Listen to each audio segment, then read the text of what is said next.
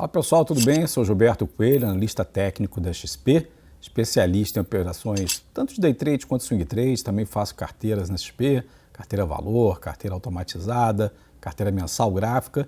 E esses produtos todos você pode acessar no conteúdos.xpi.com.br. E hoje eu estou trazendo para vocês uma estratégia para operar mini contratos de dólar. Tá? É uma estratégia que é bem rápida de fazer day trade.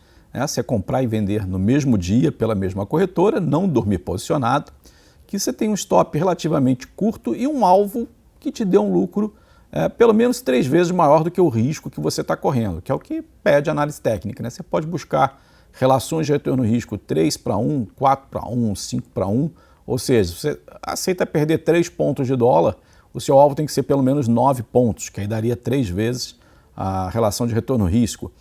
Se você vai trabalhar com um stop de 5 pontos, tem que ganhar pelo menos 15 pontos na operação e assim por diante. Eu vou apresentar aqui minha tela para vocês, tá? Eu vou botar aqui o gráfico em tempo real para mim e passar algumas situações que seriam entradas interessantes para operações de day trade. Tá? Eu vou combinar alguns indicadores, entre eles aqui eu vou botar o índice de força relativa.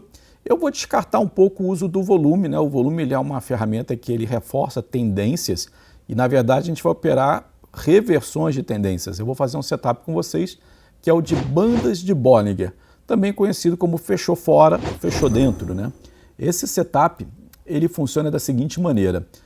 Quando os mercados estão muito calmos, eles trabalham com as bandas estreitas, A distância entre elas fica pequenininha. Quando o mercado fica muito volátil, essa banda ela abre muita distância da menor para maior. A banda de Bollinger, o que ela é? Ela é uma média móvel traçada, eu uso normalmente 21 períodos, e o desenho da banda de Bollinger ele significa ter 2 desvios de volatilidade nesse período para cima e para baixo. Então, dentro desses 2 desvios, você tem, numa distribuição normal, uma expectativa de que 95% de todos os eventos, ou seja, todas as cotações, estejam contidas dentro desse intervalo entre as bandas. As raridades vão acontecer quando estiver fora das bandas. Então, quando você tem um ativo que cai abaixo das bandas, como a gente está vendo aqui, ele fecha fora das bandas, ele liga o nosso alerta de operações. Quando ele fecha dentro das bandas, a gente tem o fechou fora e o fechou dentro. Nesse candle aqui, olha, ele fechou fora o primeiro candle aqui, o segundo também fechou fora, tem que esperar ele voltar para dentro das bandas. Ele fechou dentro aqui. Daria uma compra, nesse ponto, por bandas de Bollinger, com 2 possíveis alvos. O mais eficiente, geralmente, é a média central, que é essa pontilhadinha que está passando aqui no miolo do gráfico. Mas, se você quiser tentar buscar um alvo mais agressivo, você pode tentar arrumar para o topo da banda, mas esse é bem mais difícil de alcançar. Só para ter uma ideia, quando a gente faz long and short, uma estratégia de comprar uma ação e vender outra, o conceito que a gente utiliza é exatamente esse de bandas. A gente faz uma conta da relação entre os ativos e compra quando está fora da banda e vende quando chega na média central, porque é muito difícil você recuperar todo o movimento. Ele às vezes até vai acontecer, por exemplo, nesse desenho do gráfico, o que a gente tem é teste de banda superior e uma alta na sequência. O mercado hoje entrou em tendência. Quando o mercado entrar em tendência, as bandas não vão funcionar muito bem. Mas a boa notícia é, o mercado geralmente não está em tendência. 2/3 de todos os eventos gráficos, o mercado está de lado. E esse de lado favorece o uso das bandas de Bollinger. Então, para day trade, você pode usar bastante essa ferramenta. A grande questão é a gestão de risco, como eu falei no início, 3:1. E como que você faz essa gestão de risco? Vamos lá. Na prática, você está observando aqui, fechou fora, fechou dentro. Ok, faz a compra aqui. Você vai medir quantos pontos tem do seu ponto de compra para a mínima do movimento ou da última barra. Você quer fazer um stop curto porque você está pegando uma reversão de tendência. O mercado vinha caindo e você quer acertar a hora da virada. Então você vai fazer essa conta de quantos pontos tem da sua entrada para a mínima. Aqui deu 6,7 pontos, vamos arredondar para 7 pontos. Qual seria o seu alvo nessa operação? Para ganhar pelo menos 3 vezes o seu risco, 3 vezes 7, 21, você teria que colocar um alvo de 21 pontos nessa operação. Então você botaria uma saída mais ou menos aqui, ó, no 5.030. Daria certo essa operação dentro dessa lógica de retorno-risco. Só que o dólar normalmente ele não oscila tanto assim, 20 pontos, 30 pontos para lá e para cá. Ele oscila normalmente entre 10 e 15 pontos. Então você deve trabalhar para buscar 10 pontos, 15 pontos. O stop não deve ser muito maior do que 3, no máximo 5 pontos. Tentar calibrar essas entradas para essas movimentações seria o ideal nesse setup. Vamos puxar o gráfico aqui para um outro movimento, só para a gente ter alguma outra variação aqui na leitura. Vamos pegar um dia calmo, que é o que acontece geralmente. Você não tem grandes oscilações como tem nessa posição que a gente estava fazendo ali. Então vamos trazer para cá. Olha que interessante quantas entradas você poderia ter. Ele aqui fechou fora, né, nesse carinha aqui, e aqui fechou dentro. Já daria uma compra aqui, stop nessa mínima. Estopou, ok, fiquei fora. Não fechou fora mais nenhuma vez. Aqui ele fechou fora, fechou dentro, daria uma venda com stop aqui, teria dado um stopzinho aqui.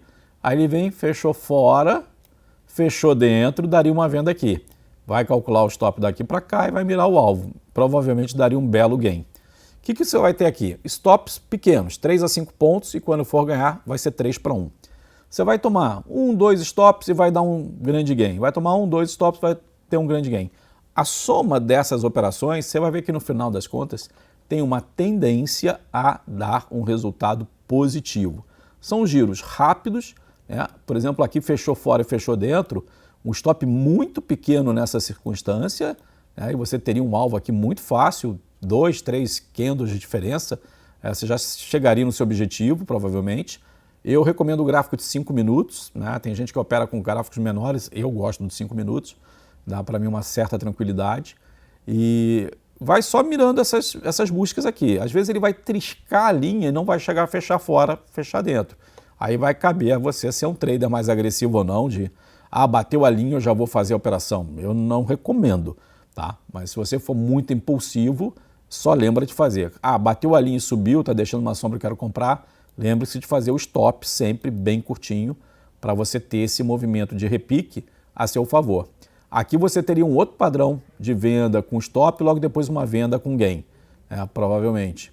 E assim por diante. É uma ferramenta fácil de você usar e sempre buscando primeiro o alvo na média central, que é o mais tradicional. Se ficar curto, você bota 3 para 1 de retorno risco, vê se você não está extrapolando, né, a banda. Vamos fazer aqui só uma outra observação. Vamos supor que você fez uma compra, não fechou fora, fechou dentro aqui, e a relação de retorno risco seria um stop mais ou menos desse tamanho, e seu alvo 3 para 1 ficasse fora das bandas de cima.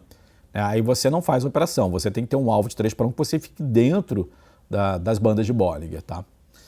É isso, é um bom começo. Se você quiser uma validação maior dessa estratégia, eu gosto muito de usar o índice de força relativa, que é esse oscilador que está aqui. Ele, quando sai da linha de 70, cruzando para baixo, geralmente ele reforça as melhores entradas na venda, como esse caso daqui. E as melhores compras são geralmente quando ele marca fundo aqui, ó, abaixo dessa linha de 30, tá? E saindo de baixo para cima, geralmente são as melhores compras aqui. Então, se você combinasse bandas de Bollinger aqui com índice de força relativa, você teria uma venda aqui, tá? nesse movimento, uma venda aqui e uma compra aqui. A única compra dessa janela que eu estou olhando realmente teria sido nesse movimento daqui, tá? E venda mesmo só essas duas. Aqui chegou perto da banda de cima, mas não chegou a furar e voltar. Então, se você quer operar pouco com mais assertividade, pode usar um IFR de 9 períodos para colaborar nessa sua tomada de decisões. Eu vou ficando por aqui, espero que você tenha gostado bastante desse vídeo. E se você gostou, compartilhe, deixe seu like aí se tiver alguma projeçãozinha aqui, passe para os seus amigos também. Obrigado e até a próxima.